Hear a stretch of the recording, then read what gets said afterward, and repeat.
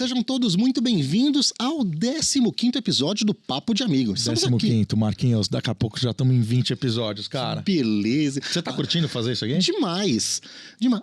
É o que eu mais gosto de fazer, Lu. Eu podia estar todos os dias da semana gravando isso aqui, Exatamente, cara. É conversar com os amigos. Aliás, se você por acaso chegou aqui pela primeira vez com o oferecimento de OPL Mídia Mobile Digital, estamos aqui num papo que fala sobre a trajetória dos principais nomes da publicidade, né, dos nossos amigos que vêm aqui hoje para falar sobre a vida. O LinkedIn não conta isso aqui que rola aqui, né? Vamos falar coisas que o LinkedIn não te conta. O que a gente já descobriu aqui em algumas edições? Olha, a gente descobriu que João Gandolfi foi...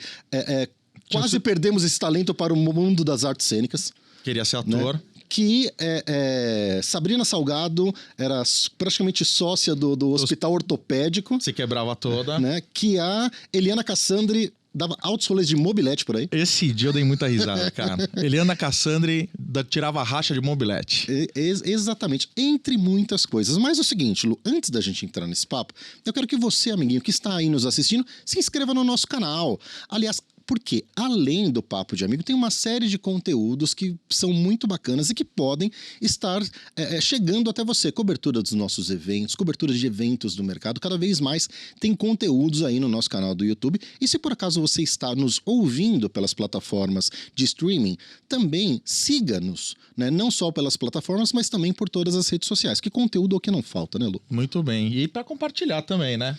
E além de seguir e ativar o sininho, o que mais tem que fazer? Tem que escrever, mandar mensagem pra galera que tá participando aqui, escrever quem você quer ver sentado aqui, quem você tem curiosidade de conhecer um pouco mais do lado pessoal aí do mundo publicitário, que, a gente tem descoberto cada coisa legal, né, cara? Não, e cada carreira belíssima. Pô, teve aqui o Cláudio Prado, deu uma aula pra gente aqui o dia que veio aqui, 2 horas de conhecimento puro aqui. E Marcão, muito feliz de participar desse projeto. Cada vez que passa, fica mais profissa. E hoje? Que amo. E hoje, amigo?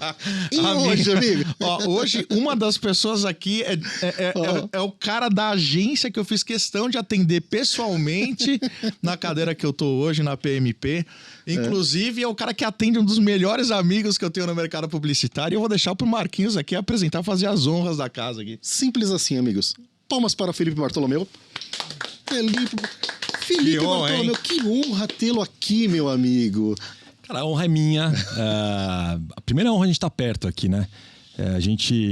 O que a gente viveu nos últimos tempos, nos últimos anos aí, essa história de ficar... Que loucura. Longe. Isso aqui é, cara, a coisa mais legal do mundo. A gente poder estar aqui juntos, tomando uma água, por enquanto, comendo uma pipoca. Marco Frade que não nos ouça. Não, o Marco Frade vai mandar um gin logo mais. Então, de verdade, muito obrigado aí poder estar aqui, me sentindo um pouco no arquivo confidencial, uma coisa parecida com isso. Bem por aí. E a segunda coisa é de reencontrar o Sal, que é um amigo, guru, enfim. A gente vai falar um pouco sobre isso também. Então é um segundo motivo de alegria a gente tá perto aqui, podendo ouvir um pouco sobre a história dele também. Então, muito legal. Antônio Carlos Salgueiro. Palmas para o Salgueiro. Obrigado. Seja muito bem-vindo, Sal. Já vou chamar de Sal, né? Tudo bem. Podemos ter essa licença poética aqui? Por favor, fiquem à vontade. E aí, Felipe, é o seguinte, né? Como que foi esse primeiro desafio quando a gente entrou em contato contigo? Que cara, você precisa escolher uma pessoa pra estar contigo nesse momento não deve importante. Conhecer quase ninguém. Né? Eu imagino que você conhece mais de 10 pessoas. Né? A Geomap hoje tá batendo 700 pessoas na gente. Caraca! Então... mas você vê, o bom é que a gente já começa com esse convite, caro amiguinho que está nos assistindo. A gente fala assim, pode chamar quem você quiser. Só não vale ninguém da UMAP, porque daí a gente já livra você de um primeiro problema. Mas cria uma série de outros. Porque, cara, no mercado inteiro tem que ser uma pessoa só. Por que o Salgueiro? Cara, eu acho que quando veio o convite, eu tentei trazer um pouco do que me inspirou no começo de carreira. Então, eu comecei a trabalhar com meu avô muito cedo. Acho que a gente vai até falar um pouco sobre isso. Mas meu primeiro estágio em publicidade na UMAP foi o Antônio Carlos Salgueiro, que me entrevistou e me deu a oportunidade. Então, foi a primeira pessoa que, de fato, abriu as portas da propaganda para mim. Depois eu saí da agência, voltei, e ele foi a pessoa que me recontratou. Então, eu consegui enganar ele 2 vezes na minha vida. Mas de verdade, sem romantizar ou qualquer demagogia, eu acho que é legal trazer alguém que me inspirou, mas alguém que me inspira Com também certeza. a olhar pra frente. Até acho que tem uma questão de como é que a gente se reinventa, tal, que o Sal traz muito. Então acho que seria legal olhar um pouco esse retrovisor, mas olhar pra botar um farol também. Então, Belíssima escolha. esse foi o motivo, cara, muito objetivamente falando. Belíssimo Você isso. sabe porque existe no nosso principal projeto, que é o Prêmio Amigos do Mercado, um momento que é naturalmente muito emocionante, que é o do agradecimento das pessoas, né? Eu lembro muito do Rafael Colasso no agradecimento dele do ano passado, que ele agradeceu lá uma pessoa, infelizmente não vou lembrar o nome da pessoa, mas eu lembrei o que ele falou, que foi o seguinte, falou assim, ó, quero agradecer tal, essa pessoa porque ela abriu para mim a principal porta, que foi a primeira. Exato. Porque realmente, assim, cara, é muito importante que a gente tenha gratidão e lembrança sobre quem é que abriu a primeira porta, né? Eu acho fundamental, e acho que inclusive olhando nos dias de hoje, acho que ainda bem que várias indústrias, mas especialmente a nossa, tem aberto a porta para um olhar mais múltiplo, para mais pessoas poderem acessar o que era muito fechado antes, né? Então, por exemplo, hoje na agência, lá na UMAP, 100% do programa de estágio da agência, e não é pouca gente, é para a questão de diversidade e inclusão. Legal, Então, eu acho que essa questão de quem está abrindo a porta e de que criar mecanismos para fazer mais gente com mais vivências e mais experiências que sejam mais múltiplas entrarem. Então, é muito legal você estar falando, porque de fato é isso, né? Então, assim, tinha lá um processo na UMAP, eu fui lá, conversei com o Salgueiro, enrolei ele um pouco e tal, e ele falou, puta, acho que esse cara vai contribuir aqui. Então, Vai somar. eu acho que isso a gente nunca mais esquece, né? Quem foi que deu esse primeiro impulso aí pra gente começar a dar os passos no mercado. Com certeza. Que legal. Isso, acho que, enfim, tá muito bem explicado, né? Quero agradecer aqui a sua presença também. Seja E me muito conta uma bem-vindo. coisa, né? Quando o Felipe fala isso, de quem que você lembra? Quando você fala assim, puxa, e sobre as suas primeiras portas, você lembra quem que fez a sua primeira entrevista? Nossa, a primeira entrevista.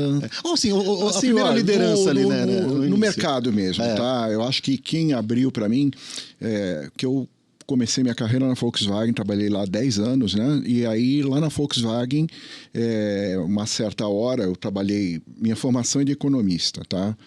E o pior economista do mundo. E aí depois eu virei o pior publicitário, mas tudo bem, isso aí já... Mas quando eu trabalhava lá, eu trabalhei 8 anos na exportação e eu sempre fui apaixonado por propaganda, embora essa não fosse minha formação. E lá me convidaram para ir para a UMAP para atender a Volkswagen, porque eles sabiam que eu era apaixonado por uma agência, tudo estava com uma deficiência, e eu fui, né? Mas quem abriu para mim, assim, foi, na época, o José Roberto Villa, que era o gerente de propaganda, né, da Volkswagen, e lá quem me recebeu foi o Alcir Meric, um mestre, assim, que aprendi demais com ele. Então, acho que esses nomes, e claro, muitas outras portas depois, né, foram abertas, mas acho que a primeira, como você perguntou, foi essa. Que legal. Você sabe, Sal, que eu, enquanto criança, a primeira vez que eu visito uma empresa foi a Volkswagen, né? E o meu tio trabalhava lá no financeiro, né? Valdir Braga. E aí, ele, em algum momento, era um dia de salão do automóvel, né? O passeio era ir ao salão do automóvel, mas ele precisava, por qualquer motivo, passar no trabalho. Né? E foi lá que foi o primeiro ambiente corporativo que eu conheci, foi lá, né? Ainda no período antes de Auto Latina, né? O momento que a gente começa a entregar As idades, né? Não, sim. Só que, antes da gente entrar porque daí eu quero dar até alguns passos atrás. Mas antes de falar da infância de vocês, eu quero agradecer aqui o nosso patrocinador. Né? Alô, pessoal da Compass, coloca, por favor, aí a OPL na tela. Né? O PL, além de patrocinador do Papo de Amigo, né, é patrocinador master mantenedor do Amigos do Mercado em todas as nossas atividades, desde as visitas, desde os nossos encontros regionais, né, até o Prêmio Amigos do Mercado, o Festival Elan. A OPL está sempre junto com a gente e eles são feras aí em mídia mobile 360. Tá um canal de extrema relevância, né, para impactar as marcas, todos nós sabemos aqui. E entre uma série de soluções que eles têm, uma delas é a MDOH, uma solução omnichannel que sincroniza, né, a sua campanha de OH com o mobile, trazendo dados, enfim, trazendo uma inteligência muito grande para a sua campanha. Se você tem interesse em aprofundar sobre esse assunto, bata um papo com o pessoal da OPL Mídia Mobile Digital. Muito bom, né, Lu? Não vai ter compensação, Marcos. Mandou bem no Mandou, merchan, né? hein? Mandou. Putz, Foi bem, Felipe? Espetacular, cara. Aliás, a gente vai ter que conversar depois sobre isso. Cara. Muito bom. Aprendendo como manusear o microfone e fazer um merchandising de primeira. Excelente. Muito bom, muito bom. E aí, Felipe, é o seguinte, né? Me conta, como foi que... O que passa a acontecer quando o senhor André e a dona Eleni se encontram, né? E em que contexto a gente está falando, né? E em que momento... Onde é que você passou sua infância e como que isso contribuiu para sua trajetória profissional? Cara, você sabe, Marquinhos, que a minha mãe, a Eleni, eu sempre começo com mãe porque acho que mãe é o começo de tudo. Hierarquia correta. A hierarquia fundamental na vida de qualquer ser humano. Minha mãe sempre foi uma pedagoga e ela daqui de São Paulo, e o meu avô materno comprou um sítio em Itatiba, no interior de São Paulo, a 1 hora daqui. E ele tinha que construir uma casa lá, né? E lá em Itatiba, um dos negócios da família do meu pai era uma loja de materiais para construção, e o André trabalhava nessa loja, meu pai, né? Meu pai vindo de uma família imigrante italiana, e ele, com as suas idiosincrasias aí, tinha muitas paixões que não exatamente a de vender material para construção só. Depois se formou engenheiro civil e tudo mais, embora a paixão dele seja muito mais poesia. Acabou de publicar um livro de poesia, inclusive música e tal. Legal. E vou falar um pouco mais sobre isso. Mas ele... Então eles conheceram nessa de compra uma tesoura, o tijolo, o cimento e tudo mais. Casaram. E aí nasceu meu irmão Gabriel e depois eu. Em Itatiba. E aí quando eles se separaram, eu voltei com a minha mãe para São Paulo, né? Então eu com 3 para 4 anos de idade vim para São Paulo. E aí eu acho que se a gente tentar olhar um pouco a história da infância, tem um pouco o lance de que a minha mãe, eu acho que eu tive um baita privilégio, dentre vários, né? De ter uma mulher forte do ponto de vista de me dar uma base emocional, né? Uma base de conexão com os valores que me representam até hoje, assim. Então ela é muito eixo, foi e é muito eixo do que eu virei. E acho que o meu pai trouxe, e eu tô falando isso porque isso explica um pouco o que a minha infância de códigos eu olhava. Legal, e foi aprendendo para depois eu apertar os botões que eu aperto hoje, assim, né? O meu pai, eu acho que tem muito essa questão de ser muito múltiplo nas vontades, nas paixões dele. Um engenheiro civil, que é um músico frustrado. Eu acabei seguindo a carreira de músico frustrado dele. E eu também. Queria ter sido músico e, nunca consegui. Muito provavelmente falta de competência.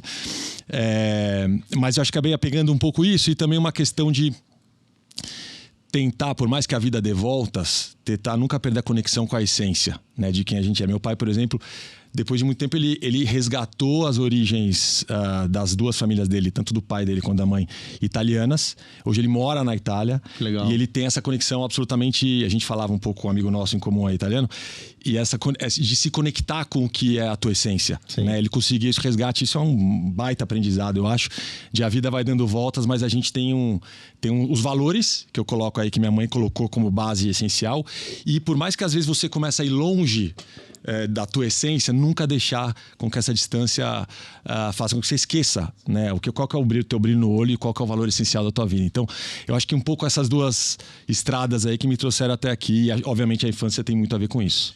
E quando você veio para São Paulo, você morava em que bairro? 3 quadras daqui. Aqui, morava no Pacaembu. E foi isso, inclusive, que fez nascer uma das grandes paixões. Eu, quando vim aqui, parei aqui na frente, cara, até é engraçado, porque tem uma emoção de infância. Eu comecei a vir no estádio ver jogo do Pacaembu, do jogo do Corinthians no Pacaembu, família tradicionalmente italiana, muito palmeirense, meu pai santista, mas essa proximidade com o estádio do Pacaembu, eu comecei a vir a pé. Todas as vezes eu fazia esse trajeto. Eu acho que até vários amigos que você tinha de infância também da região. Eu tenho vários amigos aqui vizinhos e eu vim andando pro estado do Pacaembu. Então isso me remete, sempre, geralmente perdendo os jogos, porque o Corinthians sempre foi uma sofrência eterna, voltando cabisbaixo aqui. E foi engraçado, a gente acabou de ganhar lá na UMAP, a gente vai chegar um pouco na UMAP, mas a gente acabou de ganhar um negócio novo que é o Habib's, né? E eu quando a gente teve a alegria e a sorte de receber esse desafio, e eu falei muita verdade. Tem um Habib's aqui muito antigo, na esquina, duas quadras daqui, que era esse, assim, eu ia no jogo domingo, saía do estádio, vinha andando, parava para comer no Habib's, geralmente com o jogo perdido, né? Porque não sei se você é corintiano aqui. O bom é que eu trago um santista pra falar comigo aqui. Esfirra que te deixava feliz. Fica fácil falar de futebol, né, cara? Mas então, respondendo a tua pergunta, foi por aqui. Nasci aqui, cara. Basicamente Show, aqui. cara. Tô em casa. Não, mas você vê, né, Felipe, como o que a gente vive, né, fora do ambiente de trabalho colabora para o nosso trabalho em muito, né, que são as referências. Você, né, com todo o seu envolvimento com a música, eu tenho certeza que isso colabora muito com o que você vive hoje com o Volkswagen Rock in Rio, por exemplo. Né? Não, Se você não é músico, você tem uma visão completamente diferente sobre o que é aquilo ali. Não, e de novo, eu acho que tem... Cara, música é uma arte que passa embaixo da porta, né, cara? Assim, música, você sente... e tem muitos aprendizados sobre a gente não vai ficar filosofando sobre a música aqui, mas se você pegar, por exemplo, o jazz, que é um... Adoro. Que é uma categoria musical, é sobre improviso, né? Sim. Que é algo mais... Eu toco bateria, com 16 anos, tinha uma banda de blues. Cara, então assim, na nossa vida, se não souber improvisar, olha o que a gente viveu, né, cara? Se adaptar. Então, acho que essa é uma questão. Tem até o Miles Davis, que é um jazzista famoso, ele tem uma frase emblemática pra mim, que ele dizia que timing is not the main thing. Timing is the only thing. Timing não é a coisa mais importante que a gente tem. É a única coisa que a gente tem. Timing, sobre o timing, né? Sim. E a gente...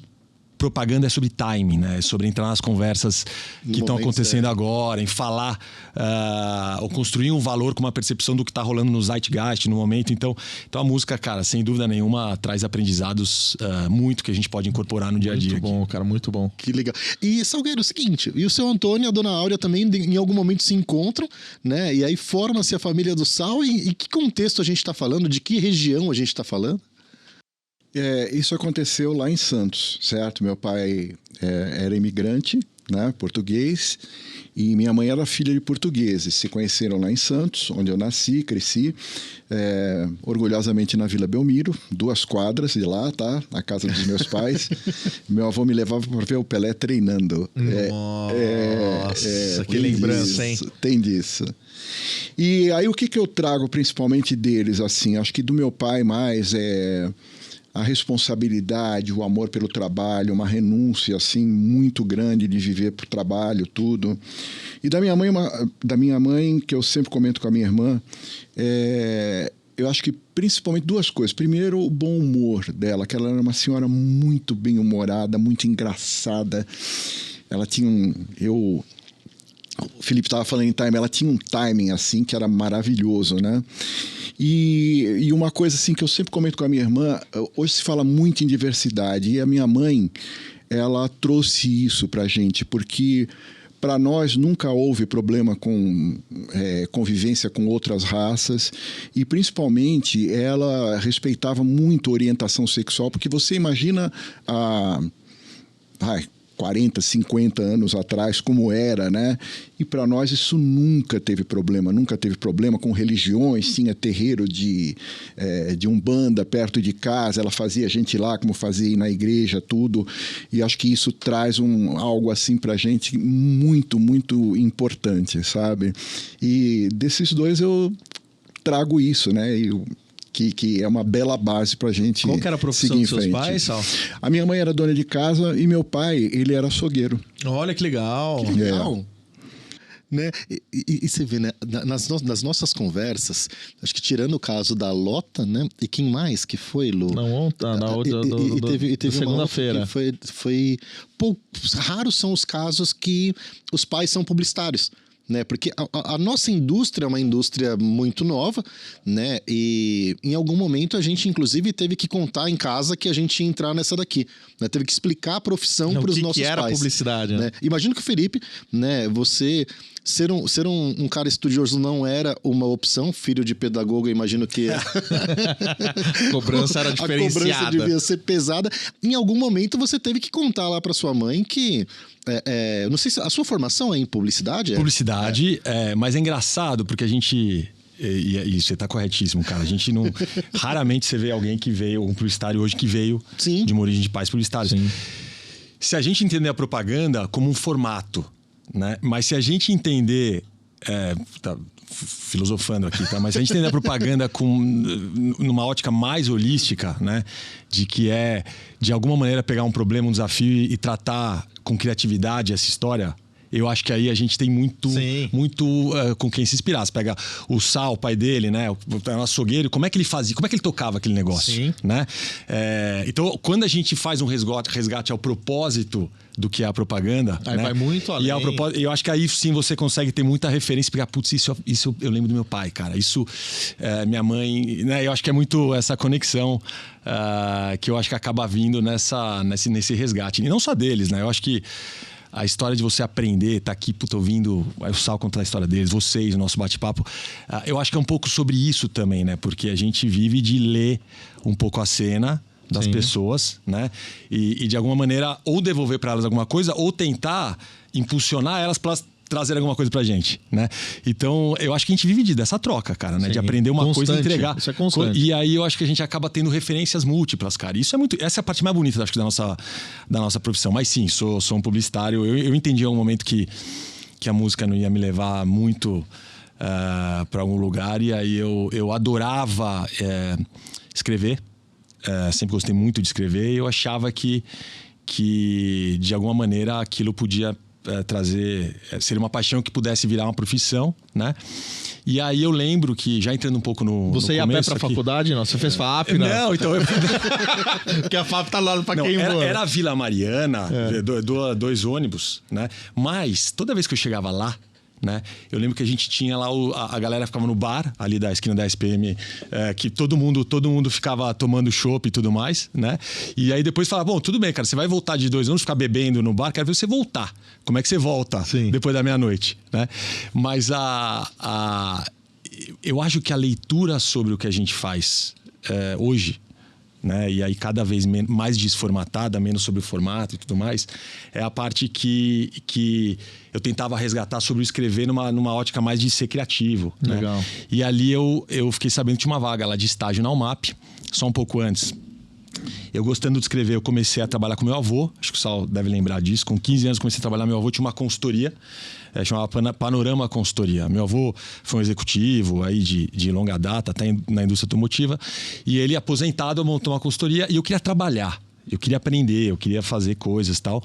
Então eu tive uma experiência com ele muito bacana de aprender o que é trabalhar. Né? Isso é legal. O que é trabalhar, né? O que é ter um ofício? E eu fiquei 3 anos lá. E aí... Quantos anos isso daí? Eu tinha 15 anos quando eu comecei a trabalhar com ele. E foi muito escola bacana. da disciplina. Foi muito legal. Cara. Foi muito... Meu avô é uma extraordinária referência na minha vida sobre como andar. E esse avô era italiano ou não? Não, esse era o pai da minha mãe. Pai da sua mãe. Brasileiro. Mas ele, do ponto de vista de gestão do tempo, do ponto de vista de saber que o que a gente faz tem um impacto na vida das outras pessoas, falando corporativamente falando. Puta, que legal, cara. Foi um baita. Seu avô foi uma escola. Não, ele tá vivo, tá com 93 anos, é um cara sensacional, espetacular, cara. Até hoje, uma cabeça incrível. Mas eu achei que publicidade, de alguma maneira, tinha alguma coisa a ver com escrever, com ser criativo. E a UMAP, já em 1999, naquela época, já era uma agência mega criativamente reconhecida, né? E aí tinha lá uma vaga de estágio, eu fui fazer uma entrevista com um sujeito chamado Antônio Carlos Salgueiro. e ali as coisas aconteceram. Então foi assim que eu entrei na propaganda. Meio que sem querer. Eu não sabia exatamente o que era um estágio no atendimento da conta Volkswagen, né? Que era uma conta muito emblemática lá. Não sabia o que era ser atendimento. Eu não sabia o que era propaganda direito, né? Eu sabia que eu queria trabalhar, eu sabia que eu estava fazendo publicidade e eu sabia que tinha alguma coisa a ver com criatividade. Mas você sabia que estava numa puta empresa também, né? Não, e a UMAP já era faculdade, já era primeiro ano de faculdade, e a UMAP já tinha muito já era referência. Esse track record criativo, né? De ser um lugar que inspirava as pessoas através da criação, da criatividade. E aí eu comecei lá por essa porta aí da propaganda que foi na UMAP. Ô Sal, conta pra gente, na época Santos, sei lá, e como é que foi o seu primeiro contato ou a inspiração pra falar assim, putz, vou fazer... Você é formado em economia, você falou, né? Sim. E aí, como é que foi? Como que começou a sua carreira profissional? Não, imagina que ele tinha que trocar a Volkswagen, ele sai da Volkswagen para ir para uma agência de publicidade, pelo que eu entendi, né? Exato, exato. Isso aí Pra foi explicar difícil. em casa deve ser difícil. Sim. É uma mudança absurda. Foi, porque, poxa, imagina para os pais assim, né? Poxa, A faculdade, meu filho quantos são? trabalha... 4 ou 5 anos de faculdade? Foram 4 anos de 4 faculdade, E eu tive uma passagem depois por comunicação, mas eu fiz 2 anos e lá, na faculdade de comunicação, me apaixonei pelo teatro. E eu comecei a fazer teatro, sabe? Que legal, cara. Inicialmente eu fazia direção musical de peças, né? E depois eu comecei a fazer um curso para ator mesmo, né? Numa escola aqui em São Paulo. E o negócio foi evoluindo. Quando chegou aos 30 anos, que, ao contrário do Felipe, começou lá com 18, eu comecei com 30 na publicidade. Eu estava naquela dúvida se eu ia para o teatro mesmo ou ia para a publicidade. E aí foi quando eu fui para a agência e larguei o teatro, né? Então, lá em Santos, assim, o que marcou bastante, eu acho que... primeiro, uma vida fantástica, uma coisa que não existe hoje, aquela de você sair de bicicleta de manhã e voltar à noite, seu pai não sabe onde você está, ou né, aquele futebol de rua, praia, tudo aquilo. Ainda torcia para um time que naquela época era campeão, né? Lógico. Ganhava só Tudo isso mudou muito, né? E acho que principalmente uma coisa que marca, né, para a gente pensar assim no nosso país. Eu estudei em colégio do município, o primário, né, na época, e depois o ginasial e o colegial em colégio do estado. E era um estudo que é uma coisa fantástica, que até hoje permanece em mim, sabe, de cultura, né? E hoje a gente sente uma deficiência muito grande nisso, né? E eu acho que é aí que está a importância, né, da gente pensar em futuro, de pensar em tudo isso, o quanto que a educação tem essa base que tanto falta para a gente. Eu acho que isso me marcou demais. Eu tenho um orgulho disso que permanece, sabe? Permanece, isso fica na gente. Talvez esse gosto que eu tenho por estudar o tempo todo, por aprender. Legal. Sabe, você vê, não é à toa que a gente aqui no Amigos do Mercado tem um interesse muito grande em conectar os professores de comunicação à nossa comunidade. Inclusive tem um grupo de A professores. gente tem um grupo de professores, entre os 28 grupos de WhatsApp do Amigos do Mercado, um deles é dedicado aos professores. Aliás, amiguinho, se você quer indicar um professor para participar do nosso grupo, manda aí no chat que são super bem-vindos. Tem professores de diversas escolas do Brasil inteiro, não só de São Paulo, tá? E no nosso prêmio tem lá a categoria professor. Né? E eu gosto muito. Eu mantenho minha relação com a universidade que eu fiz há alguns anos atrás, até hoje. Né? Já fui banca de TCC, enfim, vez ou outra vou lá fazer uma palestra, porque eu acho essa conexão importantíssima. E um dos meus professores é embaixador do Amigos do Mercado no interior de São Paulo, o grande Adina Nogueira. E só lembrando... Cara, agora você falou, me veio um negócio na cabeça de publicidade e tudo. Eu nunca esqueço. Agora... Acho que eu nunca falei isso pra ti. Cara, essa é a frase. Eu nunca falei. Felipe, você vai conhece muito esse cara. Hoje você vai conhecer um monte de coisa que você jamais tinha imaginado. Não, eu falo isso, primeiro, eu não falei no começo, eu tô super lisonjeado pelo convite do Felipe e acho que é muito difícil eu dividir uma coisa assim, porque o meu relacionamento com ele, além do profissional de todo esse tempo, né, eu acho que a gente tem uma conexão muito forte, a gente... Muitas vezes, sabe aquela coisa de não precisar falar? Sinergia. Isso foi uma coisa... como a gente se comunicava, tudo, né? E só que acho que se desenvolver um negócio, eu brinco com ele, assim, um amor de filho que eu tenho pelo Felipe, tá? Não tenho Que legal. Vergonha nenhuma de falar, ele sabe disso. Que legal, ele sabe. cara. Mas voltando lá, o que foi, eu lembro que eu era pequeno e eu estava na sala com os meus pais e passou uma propaganda do Close-Up, daquela pasta dental, nem sei se existe hoje. Existe? O que não existe é a Colinos. E eu lembro que eu vi aquilo, né, naquela TV preto e branco ainda, né? E era algo totalmente diferente, porque saía um pouco daquela pasta branca, né, aquele negócio. E eu, pequeno, falei, que legal, que bacana isso, né? Aí meu pai falou, pô, amanhã eu vou comprar para você. Olha. Então, é uma coisa assim que funciona, fala, né? Pô, esse negócio funciona, né? Claro que na época não tinha essa... Mas também é uma coisa que fica assim na gente, né? E depois esse esse amor por tudo, né? Poxa, acho que influenciou muita gente. Eu não sei se alguém já falou isso, mas eu acho que tem publicitários falando. À época, A Feiticeira era um seriado que passava na televisão, né? E o marido dela era publicitário.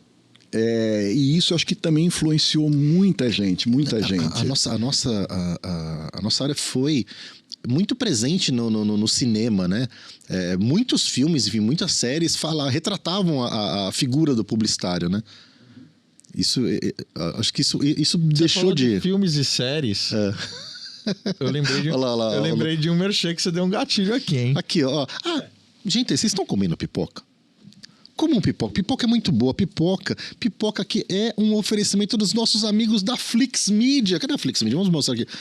Flix Media, muito obrigado aí pela parceria aqui em todos os nossos episódios, porque conversar comendo esse tipo de conversa que a gente tem comendo uma pipoquinha fica muito melhor. Né? E o seguinte, a experiência de quem vai ao cinema e tem acesso às marcas também é muito boa, porque é o momento que você está ali com a sua atenção totalmente voltada àquele conteúdo num ambiente, né, propício a você ter grandes experiências. Boa parte das nossas frases vem, né, de coisas que a gente viu no cinema, e trabalhar marca no cinema é muito bom, né, Felipe? Não, você sabe que eu falei com o pessoal da Flix, inclusive, esses dias. E eu faço uma analogia com isso aqui que a gente tá fazendo aqui, né? Porque... Eu sei, me contaram uma história. Esses dias eu ganhei um presente, falei assim, e na semana passada tivemos com o Felipe. Eu também ganhei esse mesmo presente. Isso aí, caraca. Ô, Sal, estamos sem moral. Isso aí. Estamos sem moral, você sabe que eu falava real, né? Obviamente, pandemia, salas de cinema e tal, foi uma porrada na indústria. Mas passando pandemia, tem esse fenômeno da tiktokização ou do short videos, né? Você consome imediatismo. Tudo que é curto, né? E a gente poder falar aqui, você sabe até que a gente tá treinado a falar rápido para poder em 1 minuto, 2 minutos, 3 minutos, 5 minutos contar a sua carreira. E você fala, cara, não, vamos respirar, vamos falar. Para nascer uma frase do que é do Salgueiro, ele falou, cara, eu acho que eu nunca te contei isso, né? Esse tipo de... Cara, eu acho que não é no media training de 30 segundos que isso vai acontecer, né? Exatamente. E aí, voltando pro cinema, é isso, você tá lá, aquela tela, aquela experiência, né? E aí o impacto, eu falo que a gente precisa medir isso, né? O impacto numa sala de cinema, de uma relação de uma marca com as pessoas, é fundamentalmente maior do que em outra tela. Até porque, periodicamente, ali você tá com uma tela só. Né? Sim. Você não tá nas pequenas telas, nas duas telas, você não tá sendo... É uma imersão. Exato. É uma imersão. Você então, tá lá... fica aqui o meu... Aquilo te consome. Exatamente, fica aqui meu merchan também pra turma da Flix. E outra coisa, você vê um filme que a agência produziu, que geralmente são materiais fantásticos, né, criativos, numa puta tela, num surround 7.2. Cara, sabe, aquela experiência... Então, e é isso que é eu o único lugar igual. que dá a saída que tem a qualidade que você faz. Exato. No Festival Elan, a gente teve uma van premiere oferecida pela Flix Media no Cinemark de Iguatemi. O Marquinhos foi a primeira vez que se viu. Cara, e como você se vê no cinema? Porque a gente fez lá todo um conteúdo, aí tinha uma apresentação de um conteúdo que aí eu sentei lá e eu me vi na tela. Falei assim, cara, isso é muito louco, cara. É louco demais. É uma emoção que a gente já se viu em tudo quanto é tela, mas aquela tela é aquela tela. E eu acho que é isso. Eu tenho 2 filhos, o Vicente e a Maria. O Vicente vai fazer 9, a Maria tem 7. Dos meus. E assim, a coisa. Esse é o tipo de coisa que eu preciso ensinar essa molecada que, desculpa. Né? Você precisa parar pra respirar. Vai levar a molecada no cinema? Vai sim, ó. O Sal também vai levar. Vocês vão ganhar convites aqui do Cinemark. Olha só, espetacular. Cinemark é Premium, aliás. Muito viu? obrigado. Que vocês podem ir no Disco Prime, com muito orgulho, iremos. E tem vários títulos legais. Elvis falaram que é um baita filmão aí. Maravilhoso. Eu não vi, eu não assisti ainda. Maravilhoso. Preciso ir. Em todos os aspectos, direção. Falaram que tá animal. Ali no mínimo tem 2 Oscars, viu? De melhor ator e coadjuvante, cara. Espetacular. Que coisa maravilhosa. Bom, vamos parar aqui o spoiler porque eu vou assistir esse final de semana. Não, e o final ainda... Olha, o final eu vou contar. O não morreu. Dizem que ele tá vivo, faz gestos pras câmeras ali. Não morreu. Muito, muito bom. E aí, voltando aqui às trajetórias profissionais, né, Felipe? Você, então, a sua primeira experiência foi já na UMAP? Experiência em propaganda foi na UMAP. Então eu fiquei 3 anos trabalhando lá Em consultoria e 3 anos entrei como estagiário na UMAP. E essa sua primeira passagem foi de quanto tempo na UMAP? eu fiquei uns 2 anos como estagiário. E aí eu cansei de... Eu precisava ganhar uma grana. Né? O Salgueiro me enrolou 2 anos. Você enrolou ele te enrolou. E aí aquele famoso lei do mercado, recebi uma proposta. Falei, Sal, eu amo você, eu amo a UMAP. E de fato, de novo, não quero romantizar a história e falar, putz, estou aqui, vou fazer 23 anos de UMAP, entregando a minha idade, mas e sem romantizar o Felipe ou a UMAP, a história, mas é muito louco, porque tem lugares, cara, quando você pisa a primeira vez... É fantástico. Você fala, eu tô em casa. É uma ligação Você fala, eu tô em casa. espiritual, né? E, putz, eu preciso dizer que na UMAP eu tive isso. Real. Então eu saí com a certeza absoluta que eu voltaria muito rapidamente, né? Fui pra Luduca, foi uma experiência muito legal. Atendi contas muito bacanas. Uma época que a Coca-Cola Vermelha tava lá na Luduca. O Celso é um cara que eu respeito muito. Depois fui pra Thompson. Atender um núcleo de varejo, lá também experiência com várias marcas.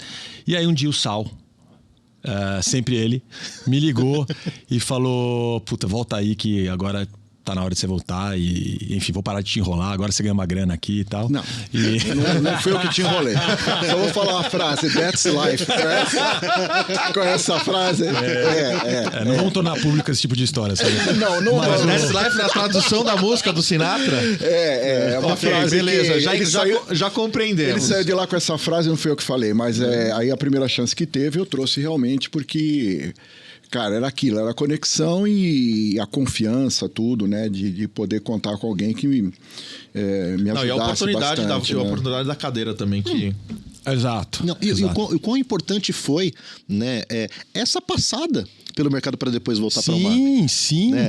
Sem dúvida. Até porque tô falando de 95% ou mais da minha carreira no mercado publicitário numa agência, né? Então foi muito legal ver outro tipo de...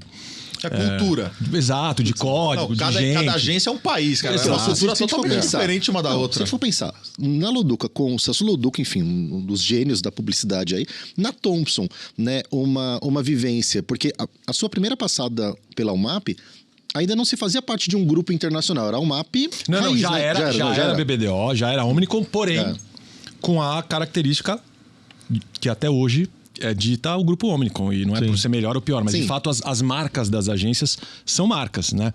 As outras Rondes, Publicis, da UPP, que são mega competentes, tem uma característica de ter mais o DNA da holding do que das bandeiras de agência, né? Isso não é um fenômeno brasileiro, né? A Omnicom fora do Brasil, a BBDO, a DDB, a TBWA, que são as agências criativas, tem muito a sua cultura, e no Brasil não seria diferente. Então as agências que estão aqui na Omnicom são bastante diferentes umas das outras, porque a holding acredita nesse modelo de gestão, né?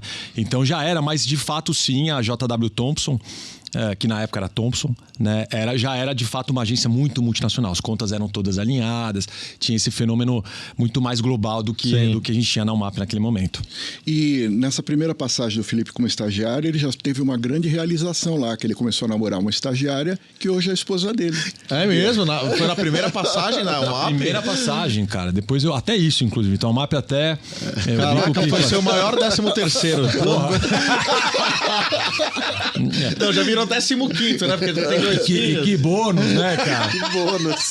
Não, Essa sem PLR dúvida. eu nunca ouvi falar. Não, aliás, a UMAP tem histórias emblemáticas de casais que ter, se cara. conheceram lá. Putz, isso não é uma característica minha, não. Tem muita gente que se conheceu e tá junto até hoje. Então, porque tem um pouco essa característica, assim, de ser um lugar... O Zé Luiz Madeira, que era um dos 2 sócios, ele e o Marcelo, na época que o Sal trabalhou lá e que a gente trabalhou junto lá, que também tive o privilégio de aprender com essas figuras. Eu trabalhei, sei lá, mais de 15 anos com os dois, o Sal 20. Mas o Zé tinha uma frase que eu acho que cabe muito até hoje. Assim, ele falava, o MAP combina gente boa com boa gente, né? Então tinha um pouco da cultura da agência de ter gente legal. Sim, a vibe é diferenciada. Sabe, amigos do mercado, essa Exatamente. coisa que tem muito na vibe do que vocês imprimem, aqueles gente do bem, né? Putz, o cara é talentoso, mas o cara é do bem, sabe essa história? E então acho que tem essa conexão. Além do fato de que a propaganda, especialmente naquela época, né, consumia se não 100%, 90% da vida de quem trabalhava naquilo. Então, você vivia muito intensamente na agência, com as pessoas da agência, e com alguém que, de alguma maneira, tinha uma relação de conexão que não era só. A gente virou amigo, né? Quantos amigos a gente tem até hoje dessa época de O Almap? Grupo Logan é bem assim, cara. É gente Então, da gente. exato. É todo bando de mesma pena. Exatamente. Então, eu acho que aí acabou, including myself aqui, incluindo meu caso, a gente acabou tendo aí essa família mesmo. A família, de fato, virou uma família, né? Então, tem essa característica, assim. Essa daí eu não imaginava, viu, cara? Você colocou aqui uma questão. E você, Sal, a sua passagem pela Almap foi ininterrupta, né? Você ficou um tempão direto, né? 20 anos. 20 anos. Ininterruptamente. É. Pegou uma mutação importante da Almap também, né? Muito. Eu recebi lá o Marcelo e o Madeira. Eles chegaram lá, eu já estava lá dentro. Caramba, olha que legal. Eu estava 2 O Sal, anos. sim, né? pegou a Almap 100% nacional. A chegada da BBDO da Omnicom e o Zé e o Marcelo. Caraca. Não, o Marcelo é muito bom de frase, né? Sabe que tem uma frase que numa dessas entrevistas que ele deu na época ainda já no Havaí, né? Que ele falou: hoje eu tô vivendo aqui uma vida. A vida é simples, mas o vinho é sofisticado. Animal. Diz muito. Frase de publicidade, né, cara? Ele é um cara genial, enfim, um cara admirável, né? Enfim, quando a gente escolhe pela profissão, né? Os nomes que eu via quando eu tava escolhendo, era o Marcelo Serpa, era o Oliveto, enfim, era o Nizam, então eram aquelas Júlio figuras. Ribeiro. Júlio Ribeiro. Eu lembro uma vez na Almap que eu peguei o elevador com o Marcelo, que além de tudo ele é grandão, né? Então, o cara que impressiona até pelo porte. Eu falei assim, caramba, né? Não dá pra não perceber quando o Marcelo não tá. Não, essa turma, cara, a nossa indústria hoje, ela é o que é, e com as suas características, mas falando da parte boa, né? A gente deve muito essa safra de gente talentosa, corajosa. O Cláudio Venâncio veio aqui, puta, agora faltou a gente chorar aqui, cara. É uma escola. Frase outra do Marcelo que ele usava muito, eu não esqueço, não sei se ele traz isso da Alemanha, que talvez seja, né? Pela vivência dele, a cultura. Quando ele pegava a gente assim de cabeça quente, louco, para ele chegar e falava: nem tudo deve ser comido na temperatura que é cozido, né? Você escutar isso quando tá puto da vida é meio, né? Mas, pô, olha que verdade bacana, né? Você tava falando de frase, é muito legal, muito legal. A convivência com eles, principalmente com o Zé, assim, foi... É um negócio assim fantástico. E mudou muito na época que entrou a BBDO? Não, a BBDO eu não peguei. Ela foi antes, enquanto eu estava na Volkswagen. Tá. Eu cheguei lá, estava o Alex Pericinoto, né? Que, aliás... Que é uma grande figura também. Nossa, E você convivência fala assim, cara, com ele... Tipo assim, né? Com quem você jogou? É isso aí. Jogou com quem? Eu que sonhava em trabalhar como publicitário. A primeira vez que eu vi talvez o pessoal novo não saiba o que é isso, um memorando, né, de papel, e que tinha o meu nome do lado, o nome dele, né, ou abaixo, assim, puta, que emoção, sabe? É uma coisa muito...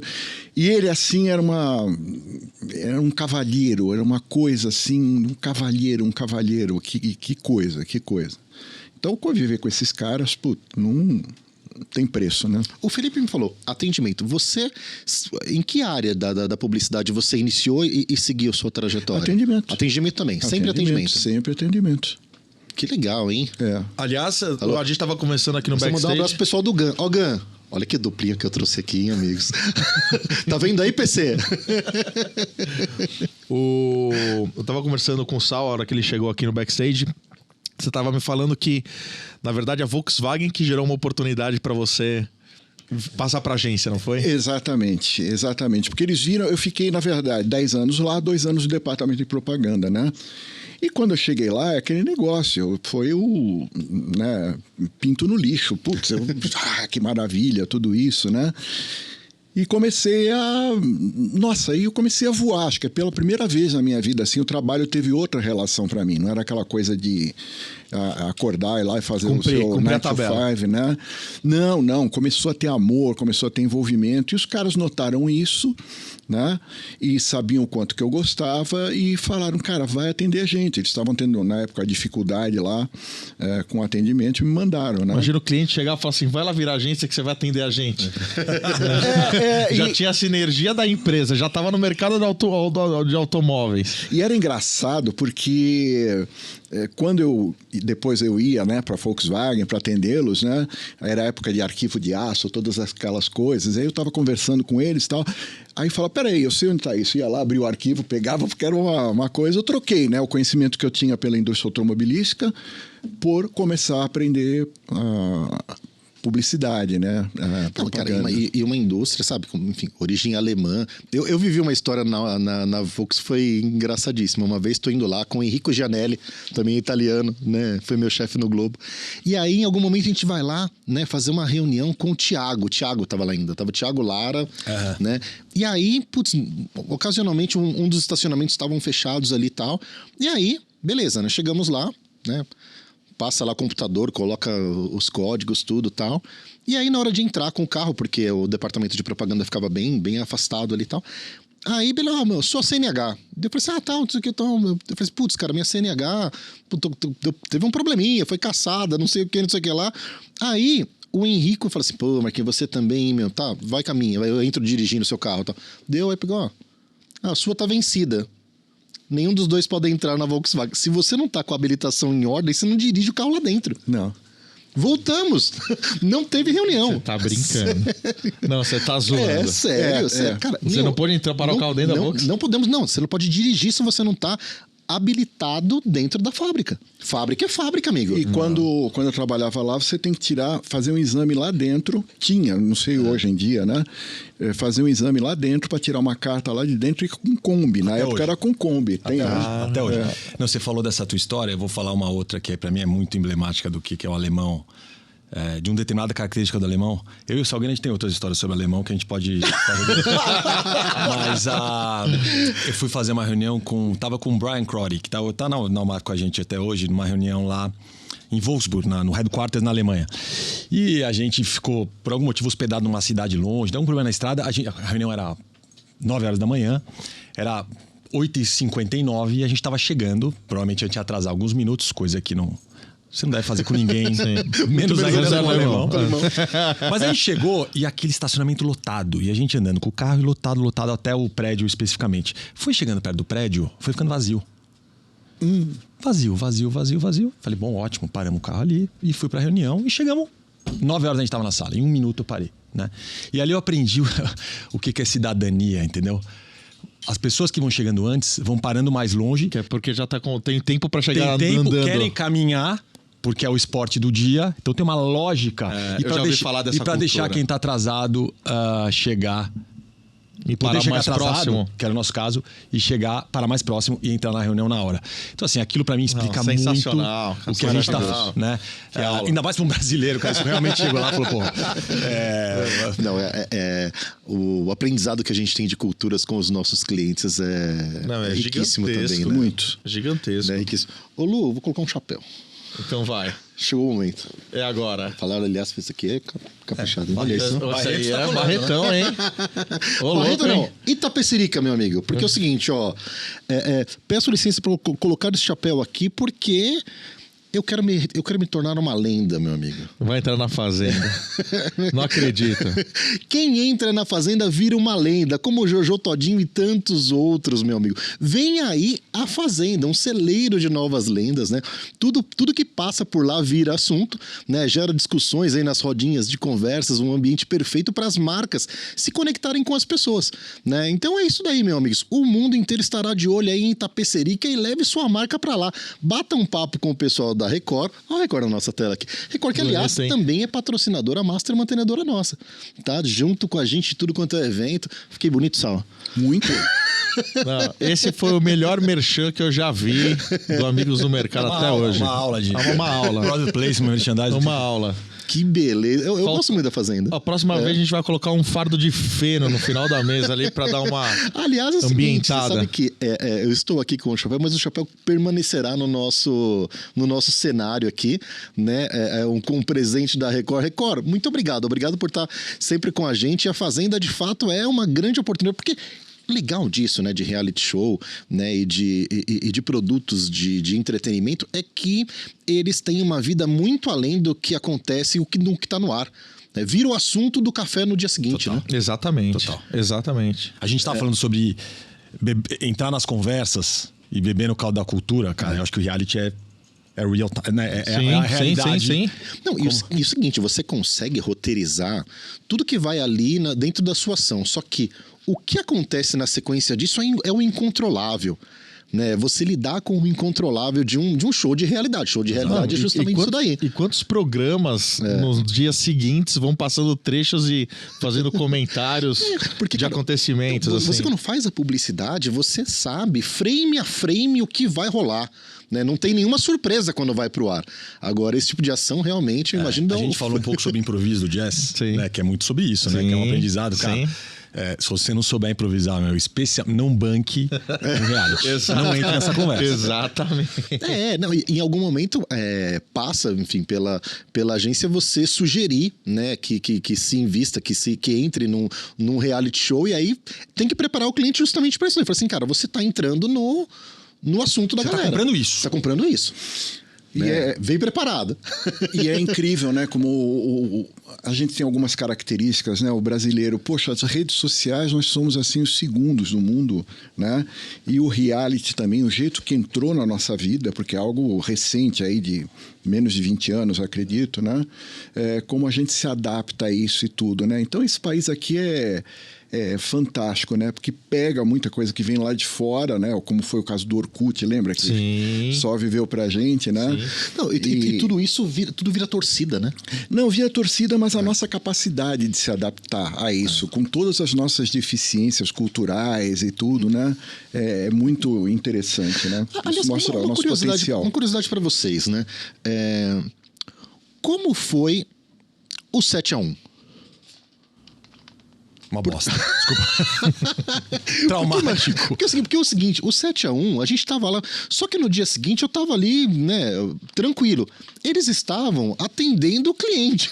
Atendendo. Imagina o alemão, cara. Aí você tem que falar com o alemão, então, e aí? No dia seguinte ele deve estar rindo da sua cara, né, meu? Eu acho. Todo mundo se preparou pra ganhar ou perder, mas não pra, não pra levar aquilo. uma pancada. Tomou um Sarajevo, né? Meu Deus. Você sabe que, não querendo romantizar o 7-1, né? Horroroso tudo aquilo que a gente viu ali. Mas às vezes, e a gente vive um 7-1 todo dia aqui no Brasil, mas às vezes a gente precisa de um 7-1 pra dar uma chacoalhada, né? Pra dar uma... De fato, porque se tivesse... Chegou lá, foi pra final, perdeu de uma... Né? E eu acho que isso, a gente vive muito isso nas nossas vidas.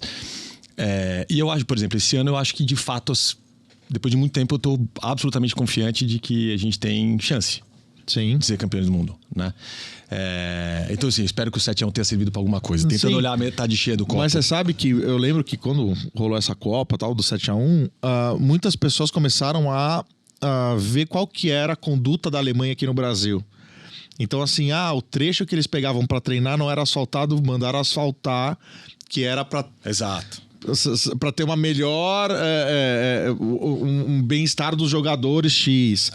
O hotel não tava com ar-condicionado. Não, realocaram porque tinha que estar num conforto, sabe? O impacto na comunidade por onde eles passaram. O impacto na comunidade. E isso foi escola.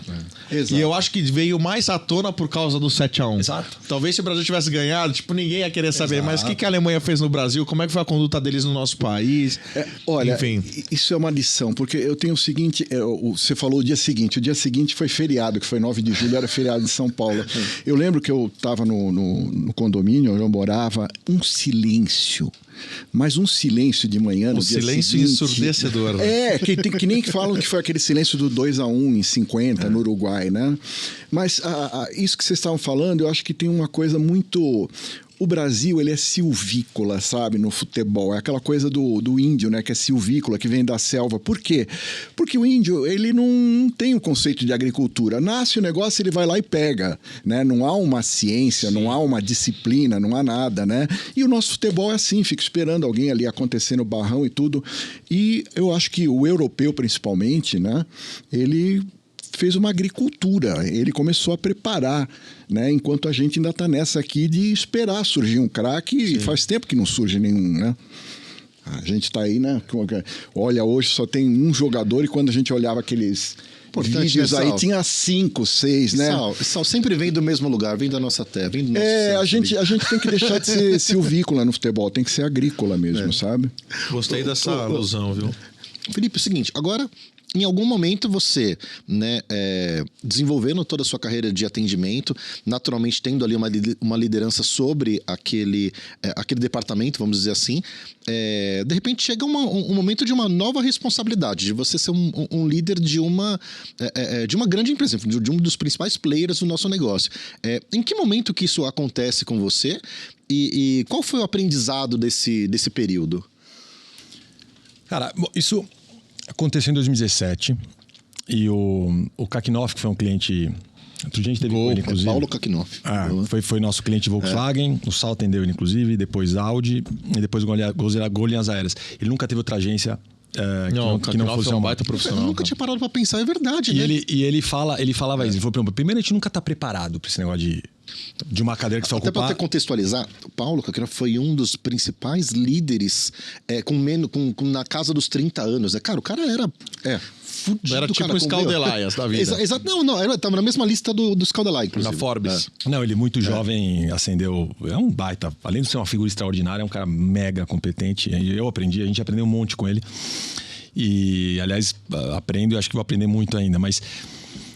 E ele tem uma frase, ele fala, cara, depois que você senta numa cadeira de CEO, ele falando no caso dele, né? Demora de uns 3 a 5 anos pra você entender onde você tá, né? E eu acho que tem um pouco isso. Então, eu tô falando de 5 anos agora nessa posição. Então, de um lado, tem um mundo absolutamente em mutação todos os dias, né? Então, você trabalhar numa agência de propaganda hoje, quase que não há coisa mais diferente do que trabalhar numa agência de propaganda hoje versus trabalhar numa agência de propaganda em 99. O mundo muda muito, mas esse segmento está mudando muito mais. Exato.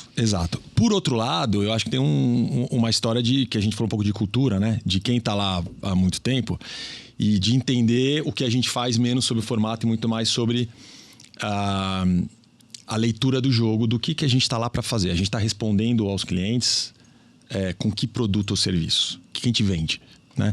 E eu acho que aí, falando um pouco do que eu aprendi lá quando eu era estagiário do Sal, o Sal tem uma característica, e ele realmente, quem conhece sabe, assim, ele é um atendimento extremamente criativo.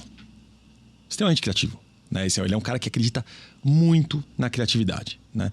A gente era inconformado lá atrás, a gente até fazia, acho que ninguém sabe isso, a gente fazia spot de rádio, veiculava. Total. Tinha uma dupla de criação naquele começo de carreira.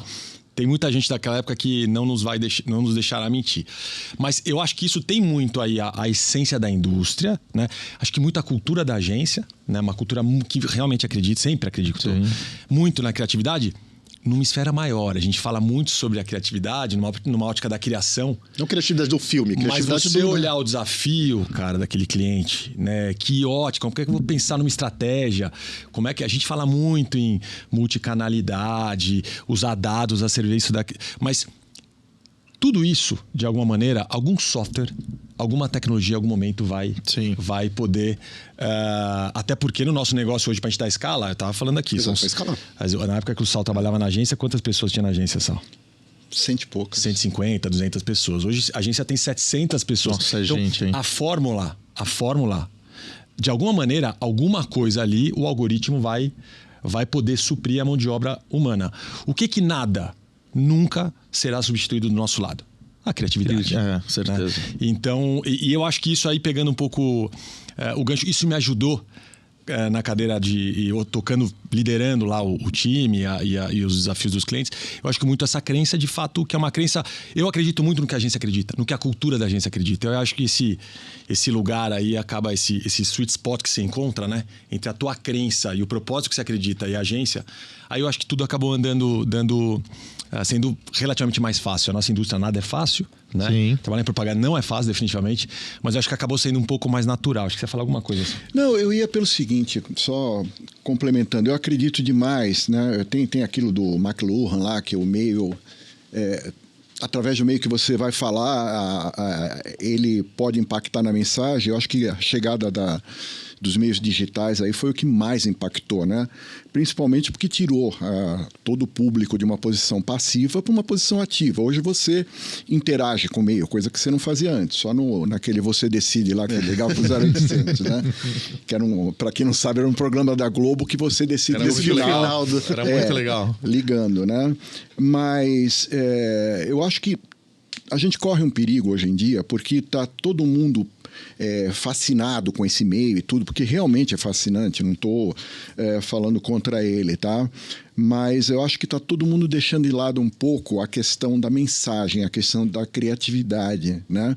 E isso pode levar a uma comoditização muito perigosa. Muito perigosa, porque, poxa, quando você não tem essa marca, quando você não tem esse valor e tudo, vão te decidir pelo preço, vão te decidir se você aparece primeiro. Você vai depender do algoritmo e não da pessoa poder chegar e ter aquele compromisso com a marca, né? De andar um quarteirão a mais porque naquele outro não tem aquele produto que ele queira, né? Ou clicar primeiro naquele produto porque ele apareceu primeiro ali, né? Então acho que cada vez mais a criatividade... Cara, não se constrói, não se constrói uma Havaianas, um Boticário desse jeito. A diferenciação e tudo, a gente não pode deixar as coisas dependerem do algoritmo, de jeito nenhum. Não. Mas a criatividade é difícil. Meu, e outra, é onde está a magia do negócio. E Sal, me conta uma coisa. Aí, no seu período pós-Almap, para onde que você segue?